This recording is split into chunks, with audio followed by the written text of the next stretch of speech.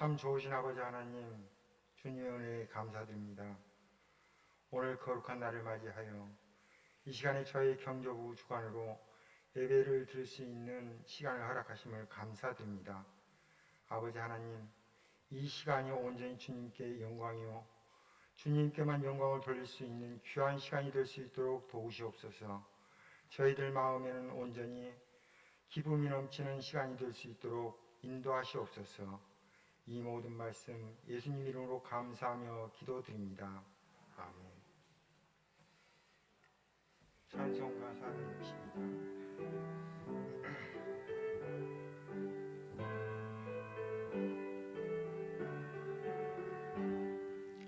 생명 진리 은혜 되신 연하신 구세주 사랑 되사 모든 일로 구원하여 주시니 영광 중에 계신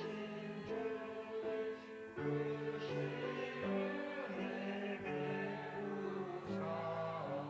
사랑으로 채우시고 그리고 져주소서. 양성이며 사신 주님 우리들도 본받고 이웃사랑 나누면서 살아가게 하소서. 온 세상의 근고와 모두 주의 것이니 책임 맡은 일꾼으로 충성하게 하소서. 사랑의 평화에와 우리 주님 오셔서 모든 삶 낯설지도 하나 되게 하소서. 지난날의 어두움과 환란과 지나고 영계사랑 밝은 장래 이루어지게 하소서. 행진하는 주의 글이 일거위처럼 한 마음으로 봉사하고 같은 주님 모시게 우리에게 하나 되라 분부하신 주시여 주의 뜻이 이 땅에 이루어지게 하소서.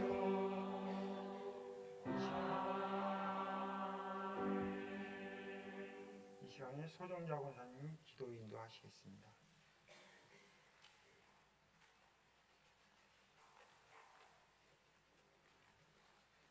사랑의 주님, 창조절 열째 주일 이른 아침부터 이 시간까지 저희와 함께 동행하시고 이 시간 경조부 주관으로 오후 예배를 드리게 하시니 감사합니다. 주님, 경조부가 주님의 사랑을 실천하게 하셔서 슬픔을 당한 교우를 주님의 사랑으로 위로하게 하시고 기쁨을 맞는 교우는 함께 기뻐하며 주님이 맡겨주신 사명을 잘 감당하는 경조부가 되게 하옵소서. 주님, 말씀을 전하시는 강민 부목사님 항상 강건케 하옵시고 하나님 이 정도만이라는 제목으로 말씀을 선포하실 때 성령님 함께 하시고 인도하셔서 듣는 저희들 은혜의 시간 되게 하옵시고 경조부원의 찬양을 받아 주옵소서. 우리를 사랑하시는 예수님의 이름으로 기도드립니다. 아멘.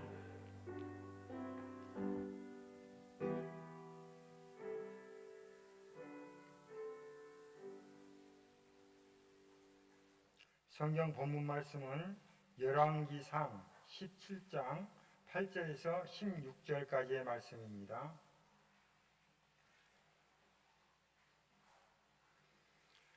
여호와의 말씀이 엘리야에게 임하여 이르시되 너는 일어나 시돈에 속한 사르밧으로 가서 거기 머물라.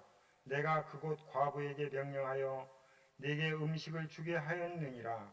그가 일어나 사르밧으로 가서 성문에 이를 때에 한 과부가 그곳에서 나뭇가지를 줍는지라. 이에 불러 이르되 청하건대 글새 물을 조금 가져다가 내가 마시게 하라. 그가 가지러 갈 때에 엘리야가 그를 불러 이르되 청하건대 네 손에 떡 한 조각을 내게로 가져오라. 그가 이르되 당신의 하나님 여호와께서 살아계심을 두고 맹세하노니 나는 떡이 없고 다만 통에 가루 한 움큼과 병에 기름 조금뿐이라. 내가 나뭇가지들을 주워다가 나와 내 아들을 위하여 음식을 만들어 먹고 그 후에는 죽으리라. 엘리야가 그에게 이르되 두려워하지 말고 가서 네 말대로 하려니와 먼저 그것으로 나를 위하여 작은 떡 한 개를 만들어 내게로 가져오고 그 후에 너와 네 아들을 위하여 만들라. 이스라엘의 하나님 여호와의 말씀이니라. 여호와가 비를 지면에 내리는 날까지 그 통에 가루가 떨어지지 아니하고 그 병에 기름이 없어지지 아니하리라 하셨느니라. 그가 가서 엘리야의 말대로 하였더니 그와 엘리야와 그의 식구가 여러 날 먹었으나 여호와께서 엘리야를 통하여 하신 말씀같이 통에 가루가 떨어지지 아니하고 병에 기름이 없어지지 아니하니라. 아멘. 이 시간에 경조부 찬양이 있겠습니다.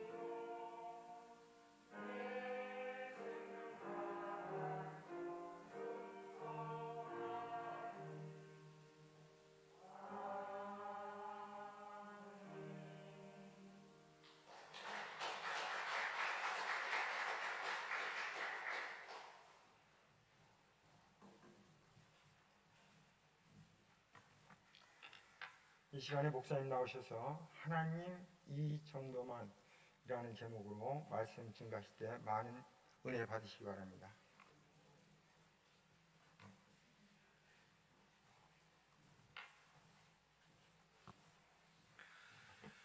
샬롬. 네, 샬롬. 식사들 많이 맛있게 드셨습니까? 저희가 이제 교회에서 점심을 먹지 않다 보니까 정말 이렇게 식사를 잘 하셨는지가 궁금해집니다. 굶지 마시고 식사들 제대로 하시고 또 이렇게 함께 예배 가운데 함께 해주시기를 부탁드리겠습니다. 드디어 여와 야의 대통령 후보가 결정되었습니다. 이제 본격적으로 대선이라는 풍랑 속으로 온 나라가 이제 빨려 들어갈 기세입니다.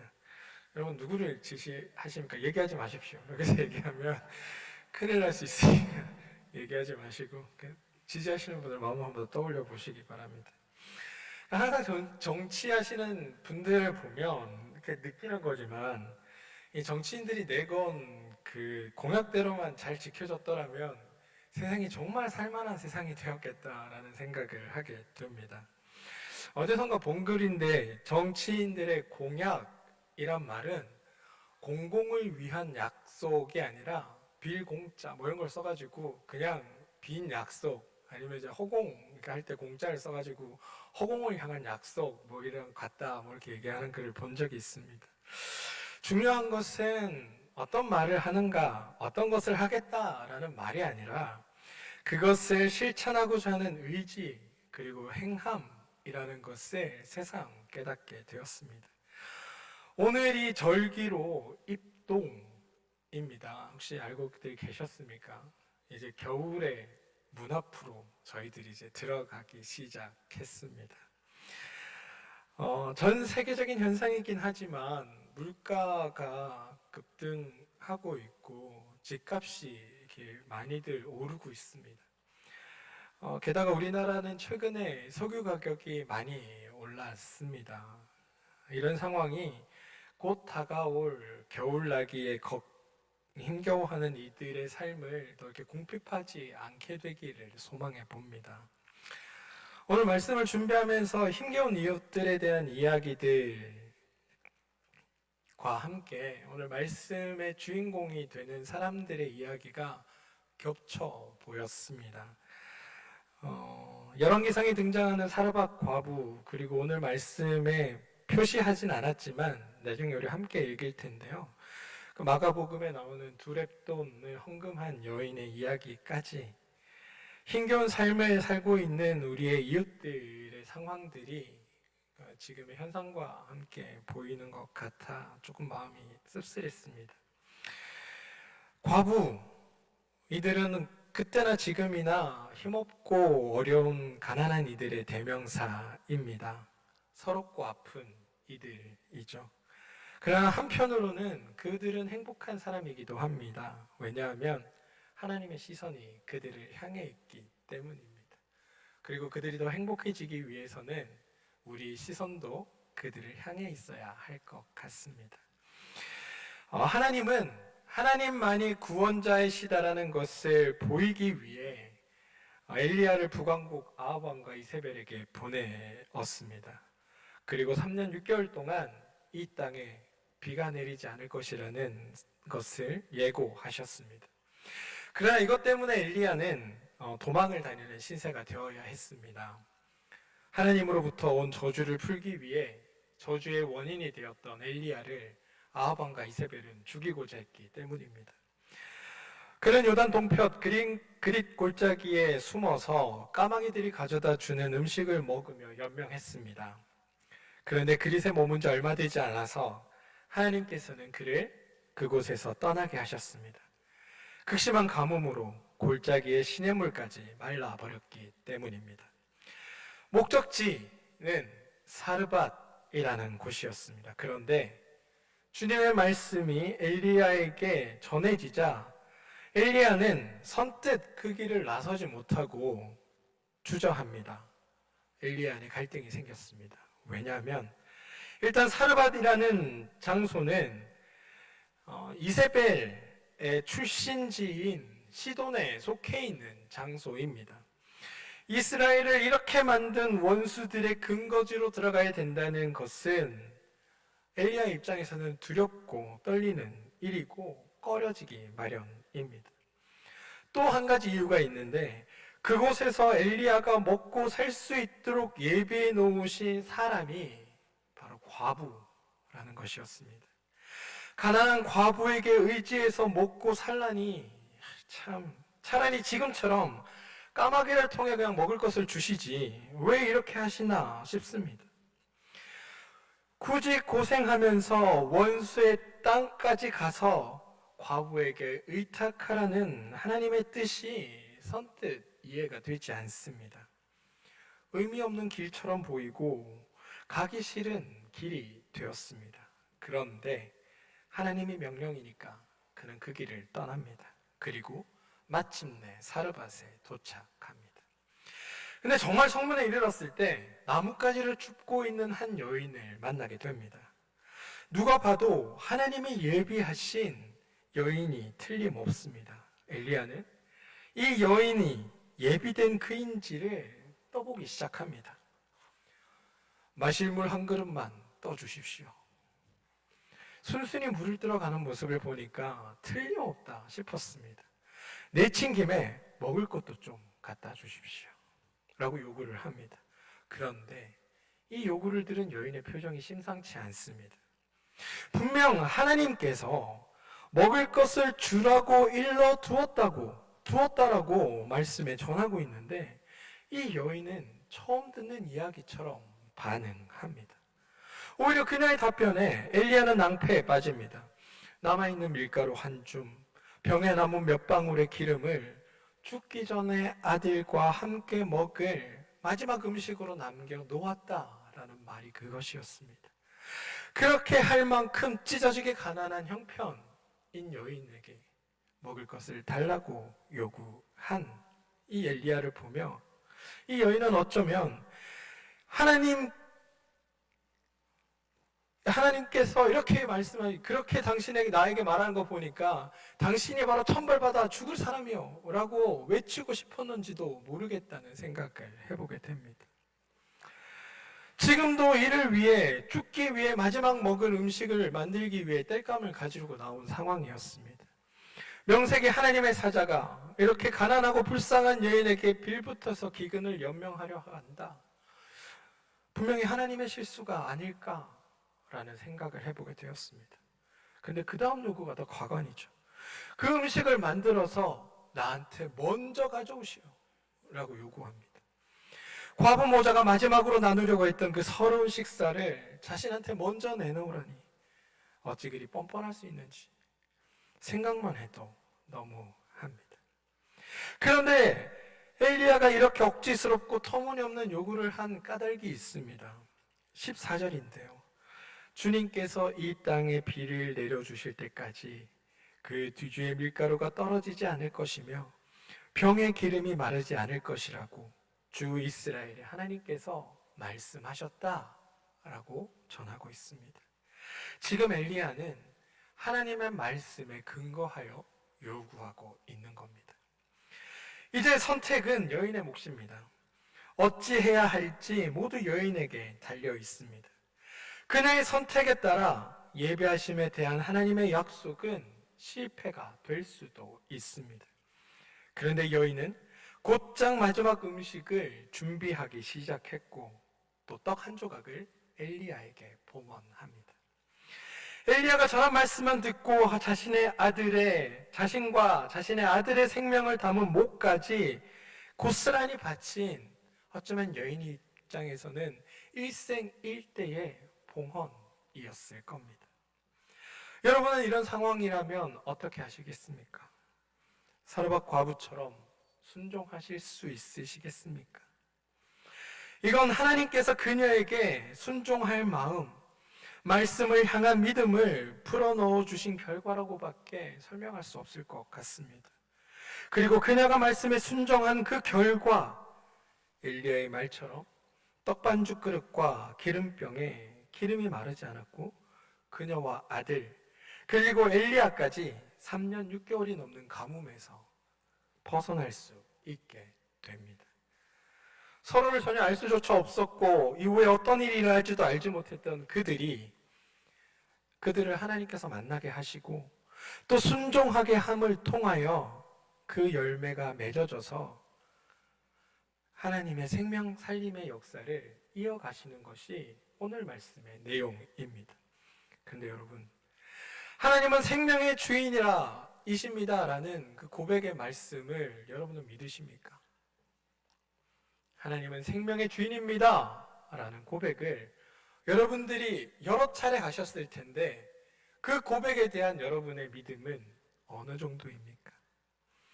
생명의 주인이라는 말씀은 단지 내 육신의 연약함을 고치시는 분, 내 육신의 아픔을 낫게 하시는 분의 고백 차원을 넘어섭니다. 이거는 하나님께서 나를 먹이시고 살리십니다 라는 고백이 포함되어 있습니다. 생명의 주인이라는 말은 단순히 육신의 아픔에서 낫는 문제가 아니라 나의 전 생애를 통틀어서 하나님께서 나를 살리시고 먹이신다는 고백이 포함되어 있다는 말이라는 겁니다. 거기에 대해 여러분들은 아멘 하십니까? 사실 먹고 사는 문제가 삶에서 해결된다고 한번 생각해 보시기 바랍니다. 한번 상상을 해보시기 바랍니다.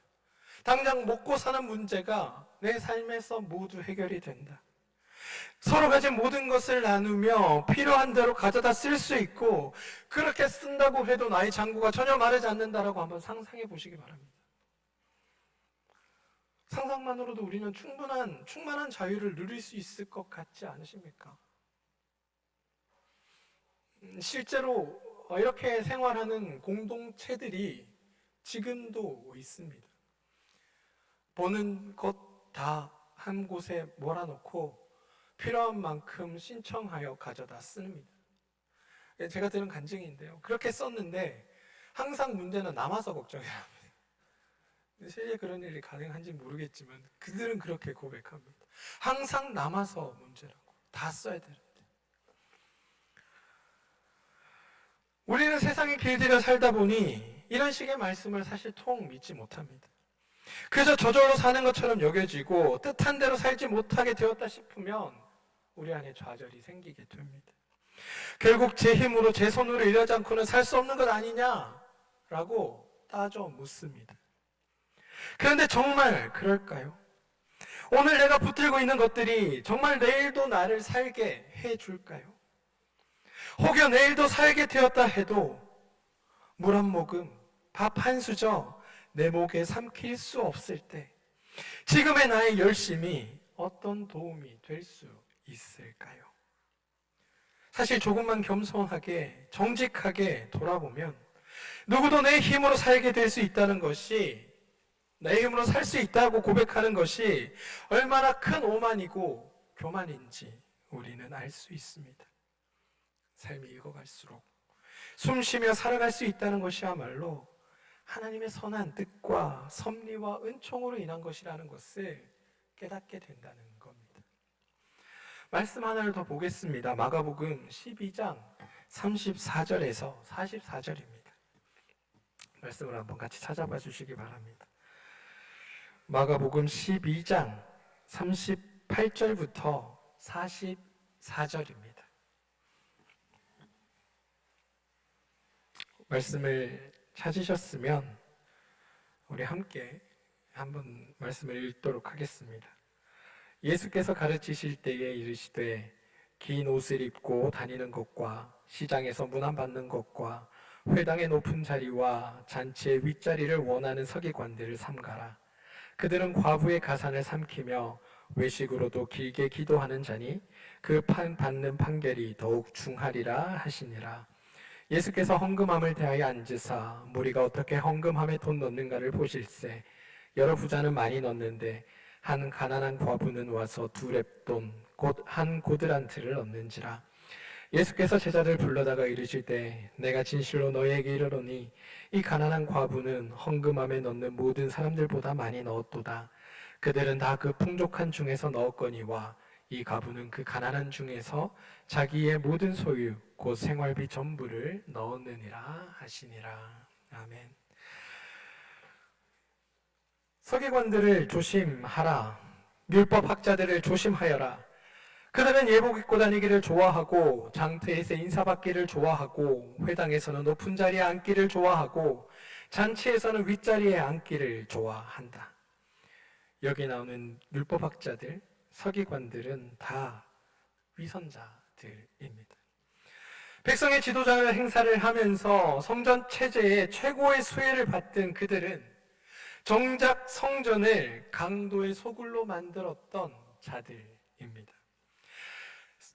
예수님 당시 성전을 생각해 보면 성전 경내에 있는 여인들의 뜰이라는 한켠에는 성전 보물 창고가 마련되어 있습니다.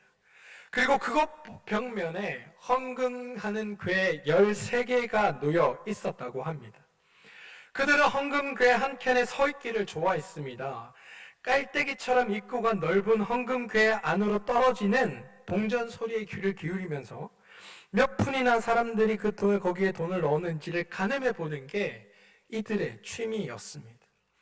과부관에는 헌금만 이들의 눈에 보였고 그들의 형편과 삶을 보려하지 않는 이들은 사꾼입니다. 그리고 이것이 주님께서 그들을 조심하라 라고 말씀하신 이유입니다. 어떤 마음으로 봉헌하는지, 그 안에서 드리는 이의 형편과 삶에 주목하시는 예수님과는 전혀 다른 모습을 이들은 보이고 있다는 겁니다. 그 말씀 뒤에 두렙돈을 헌금한 여인의 이야기가 이어집니다. 높아심에서 말씀드리자면 이 말씀은 가진 재물을 다 봉헌해라, 봉헌하는 일에 최선을 다해라 라는 말씀이 결코 아닙니다. 결단코 아닙니다. 한 렙돈의 값어치는 한 데나리온의 128분의 1이라고 합니다. 한 데나리온은 노동자의 하루치 품삯입니다. 노동자의 하루치 품삯을 지금으로 환산해 보면 이 당시 노동자는 몸으로 일하시는 분이어서 뭐 이렇게 생각할 수 있지만 그렇지 않고 성경이 말하는 노동자는 그 당시 가장 적은 임금을 받고 일하는 사람들이었다라고 인식하여 볼 때 하루에 10,000원도 되지 않는 최저임금을 받고 알바로 생계를 유지하는 사람 정도로 이해해 볼 수 있을 것 같습니다. 지금 최저임금이 한 9,900 얼마쯤 되니까 10,000원으로 치고 10,000원으로 한 8시간 일한다고 치고 하루에 80,000원씩 해서 30일 일하면 240만 원. 아무튼 뭐 거기에 뭐 128분의 1 해가지고 뭐 이렇게 나누면 대략 1,000원 정도의 금액이 나옵니다. 1,000원 정도 하나님 앞에 봉헌하는 거죠. 어떻습니까? 여러분의 눈에는 작은 금액이라고 보이십니까? 작은 금액처럼 느껴지십니까? 두렙돈을 봉헌해서 그 동전이 떨어지는 소리에 종교 지도자들의 인상이 구겨집니다. 그러나 주님은 그녀의 손을 주목합니다. 왜냐하면 그것이 그 여인의 전 재산이었기 때문입니다. 율법 학자들의 눈에는 그까짓 것으로 보였던 그 투닙이 예수님 눈에는 그 여인이 가진 전부로 보였다는 겁니다. 어쩌면 내신 주님께서는 야 그거 다 넣지 마, 하나는 남겨서 너 밥 먹는 데 써야지 라고 마음으로 외치고 계셨는지도 모르겠습니다. 왜 그거 2개 다 넣어? 너 하나는 밥 먹었는데 써야 되지 않아? 라고 말씀하고 계셨는지 모르겠습니다. 과부가 드린 두렙돈의 또 다른 이름은 절실한 모든 것입니다. 절실한 모든 것. 이 장면에서도 선택은 그녀의 몫이었습니다. 그리고 그녀는 내 모든 삶을 하나님께서 지키신다, 하나님이 나의 생명의 주인이시다 라는 믿음을 봉헌으로 드렸던 것입니다. 기회가 되면 다음에 드리겠습니다, 이 다음에 더 많이 드리겠습니다 라는 말 대신에 자신에게 있는 모든 것을 단번에 하나님 앞에 드린 겁니다. 그런데 말씀을 묵상하며 좀 궁금한 게 생겼습니다. 말씀에 순종하며 단 한 번의 들임으로 나갔던 사르밧 과부는 엘리야를 통해 하나님의 은혜를 경험하게 되었습니다. 그런데 두랫돈을 바쳤던 이 과부는 이후에 어떤 은혜를 경험했을까? 라는 질문입니다. 여인은 오늘 하루의 끼니를 해결했을까? 그녀의 집 떡반죽 그릇이나 기름 그릇에는 다함이 없는 기적이 일어났을까? 주님이 그곳에 계셨으니 이 가난한 여인에게 엘리야와는 비할 바 없을 만큼의 큰 이적을 베풀어 주지 않으셨을까? 그러나 아무리 찾아보아도 그 어디에도 거기에 대한 언급이 없습니다. 말씀을 읽으며 마음 한편이 무겁고 섭섭한 생각이 들었습니다. 여러분들도 이 말씀을 교회 다니시면서 아마 설교단에서 수십 번은 들으셨을 텐데 여러분의 마음은 어떠십니까? 그 여인의 마음이, 그 여인의 삶이 상상이 되십니까? 불편한 마음을 추스리고 본문을 또 읽고 또 읽고 또 읽다가 불현듯 주님께서 누군가를 바라보고 계시다라는 생각이 들었습니다. 참 부끄러웠습니다. 엘리야가 그러했던 과부의 곁에 찾아가서 두려워하지 마십시오. 용기를 가지십시오. 하나님께서 당신의 믿음대로 당신의 생명을 지키실 것입니다. 라고 위로를 전해 주어야 할 이는 바로 저였기 때문이었습니다. 그리고 교회된 우리들입니다. 주님께서 이스라엘의 지도자들을 책망하신 이유를 다시 한번 생각해 봅시다. 당시의 세상을 냅돈 두 개의 생명을 의존한 채 살아야만 하는 과련한 과부를 만들었습니다. 유대의 지도자들이 책망받은 것은 그런 세상의 힘에 편승하고 부역했기 때문입니다. 오늘을 마지막 식사로 삼아야만 하는 사르밧 과부의 눈물은 지금 이 시대에도 여전히 우리 주변에 존재하고 있는 일입니다. 우리 시대를 향해서 그런 서러운 삶을 방치하는 이들을 향해서 주님의 저주와 꾸짖음은 지금도 쏟아지고 있다는 사실을 우리는 좀 심각하게 기억해 볼 필요가 있습니다. 우리는 가뭄에 다 죽게 된 세상이라고 세상을, 정치인들을, 지도자들을 원망만 하고 있지는 않습니까? 인류 역사상 가장 부요하고 풍요로운 세상을 살고 있다라고 이야기하는 우리들이 그럼에도 세상을 바꿀 수 없는 이유는 우리 스스로 가진 것 없고 시간 없고 형편 넉넉하지 않는 탓이라고 자기에 합리화시키고 있는 이유 때문은 아닐까요? 까마귀가 날라줄 이적만 바라보면서 그릿골짜기 한켠에 무기력하게 쓰러져 있기 때문 아닐까요? 저는 한 교회를 여러분에게 소개하고 싶습니다. 그 교회는 주님의 말씀에 응답하는 것이야말로 하나님을 사랑하고 이웃을 사랑하는 하나님의 백성다움을 깨닫고 실천하는 교회의 본으로 보여지는 교회입니다. 사도행전 6장 1절입니다. 이 시기에 제자들이 점점 불어났다. 그런데 그리스 말을 하는 유대 사람들이 히브리 말을 하는 유대인들에게 불평을 터뜨렸다. 그것은 자기네 과부들이 날마다 구호 음식을 나누어 받는 일에 소홀히 여김을 받기 때문이었다. 초대교회가 연약하고 가난하고 소외된 이들에 대한 하나님의 백성으로서의 책임을 감당하는 모습을 엿볼 수 있는 대목입니다.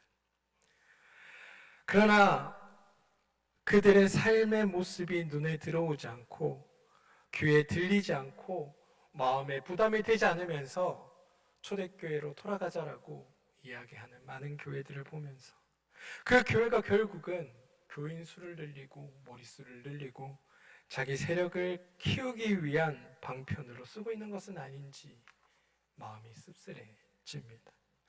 사랑하는 성도 여러분, 우리는 우리에게 주어진 것을 한 마음으로 내드렸던 사르밧 과부와 두렙돈을 봉헌한 여인에게서 하나님이 받으시도록 망설임이나 멈춤 없이 자신의 생명을 단번에 드린 예수 그리스도의 헌신과 사랑을 발견할 수 있게 되기를 소망합니다. 두 마음을 품으려는 생각이나 지금은 아닙니다. 주님, 이 정도만 충분하지 않습니까? 라고 하는 그 마음을 내려놓고 생명을 온전히 의탁하고 말씀에 순종하면서 하나님께서 받으실 만한 믿음을 드리는 우리 모두가 되어야 되지 않을까라는 생각을 해보았습니다. 이제 겨울이 다가옵니다. 우리 주변에 돌보아야 할 우리의 이웃들이 너무나 많은데 우리는 그들을 돌볼 준비가 되어 있는가 묻고 싶습니다. 착각하지 않아야 될 것이 있습니다. 뭐냐면 주님의 관심사는 우리가 세상에서 부자가 되고 유명해지고 성공하는 것에 있지 않다는 겁니다. 이 땅에 가난하고 힘없는 이들이 하나님이 주신 생명을 온전히 누리며 사는 것이 야말로 하나님의 마음이 닿아 있는 곳이라는 사실입니다. 이것은 단순히 가난한 사람들이 없게 하겠다거나 복지를 향상시키겠다 하는 수준의 이야기가 아니라 가난한 고아와 과부 그리고 나그네 그들이 오히려 다른 이들에게 손을 내밀고 베풀 수 있는 부자가 되는 나라를 하나님께서 만들시겠다라는 뜻입니다. 오늘 우리가 함께 나눈 찬양 462장 2절 가사를 보면 이렇습니다. 남 섬기며 사신 주님, 우리들도 본받고 이웃 사랑 나누면서 살아가게 하소서. 온 세상의 금은 보아 모두 주의 것이니 책임 맡은 일꾼으로 충성하게 하소서. 이게 우리에게 주어진 일이고 하나님께서 이 땅 가운데 수많은 보화들을 베풀어 주신 이유들입니다. 이것을 통해 너희 주변에 두 렙돈 바쳐 자기의 모든 것을 하나님께 드릴 이들이 없게 하라. 배고르는 이들이 없게 하라. 가난에 목숨 끊는 이들이 없게 하라.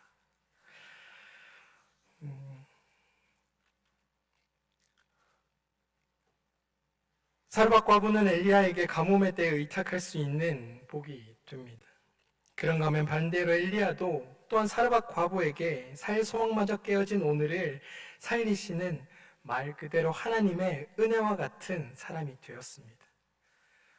주님으로 인해 마치 원수처럼 서로 나를 세우며 살아가는 세상 속에서 우리는 서로에게 사실은 선물과 같은 존재로 부름받았다는 사실을 잊지 않는 여러분들 되어주시기를 부탁드립니다. 여사람에게 고백하겠습니다. 당신은 나의 선물입니다. 당신은 나의 선물. 뜬금없는 고백인가요? 뜬금없는 고백인가요? 당신이 있으므로 내가 나를 돌아볼 수 있게 되고 하나님의 은혜를 만날 수 있게 되었습니다. 감사절이 다가오고 있습니다. 저는 우리 안에 감사가 넘쳐나는 것도 너무나 중요한 일이지만 우리를 통해 세상이 감사하게 되는 일들이 더 넘쳐나게 되기를 소망해 봅니다.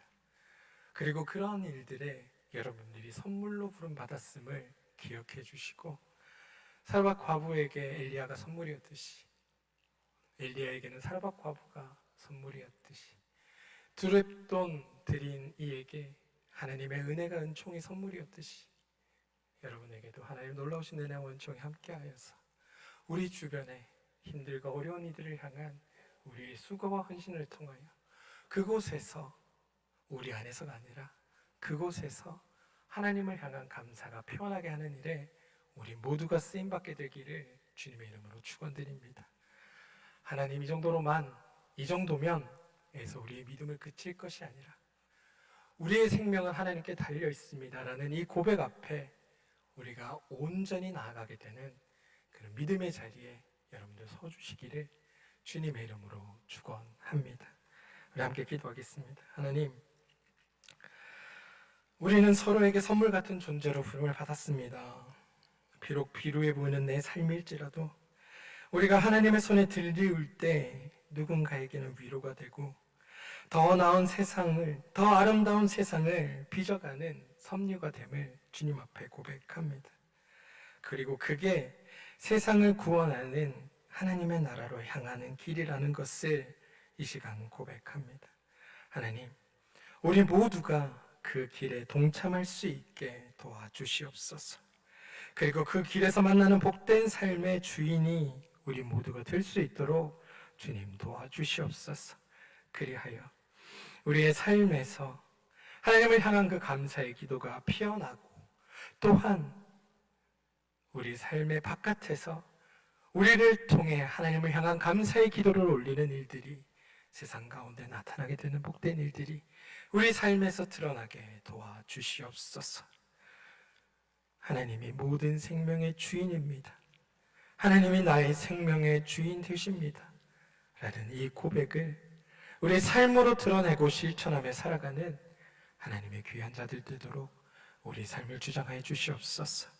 그리고 그렇게 살아갈 때 우리를 통하여 하나님 나라가 이루어지는 복된 삶의 자리에 머무게 주님 은혜 베풀어 주시옵소서. 예수님의 이름으로 기도합니다. 아멘.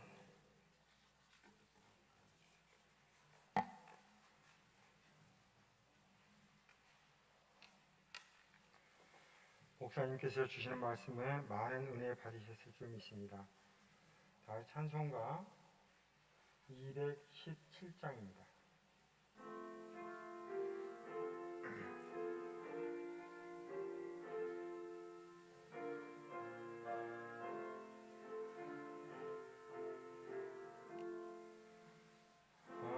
하나님이 말씀하시기를 내 마음을 나에게 바치어라.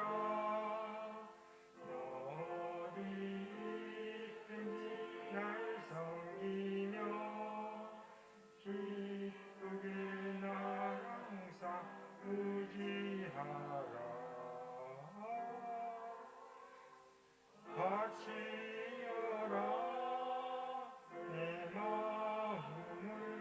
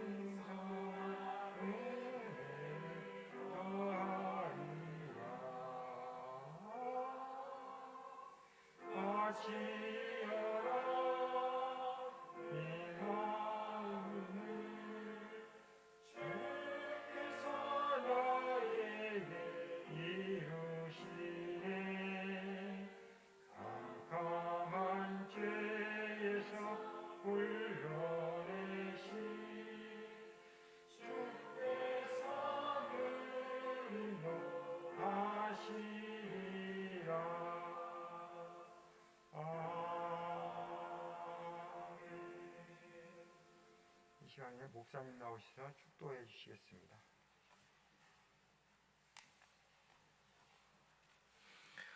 제가 말씀드리면서 한 가지 말씀드리지 않은 게 있는데요. 두랩돈 들인 여인의 이야기는 13장 1절과 2절까지 같이 읽어야 한 이야기가 됩니다. 왜냐하면 교회가 그렇게 가난한 여인이 자기의 모든 것을 헌금하도록 내버려 둔 이유로 그 교회가 무너질 것이라는 예수님의 예언이 포함되어 있기 때문입니다. 우리 교회가 교회답게 다시 살아내기 위해서는 우리가 우리의 연약한 이웃들을 돌아보는 일들이 무엇보다 중요하다는 사실을 기억해 주시기를 부탁드립니다. 기도하겠습니다.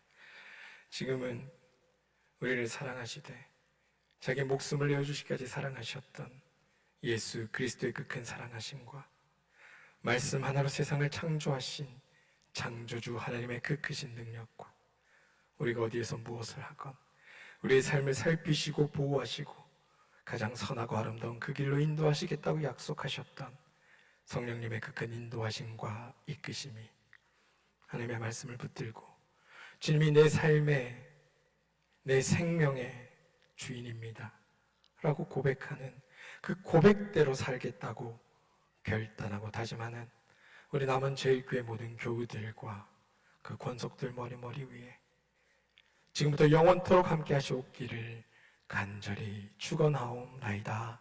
아멘.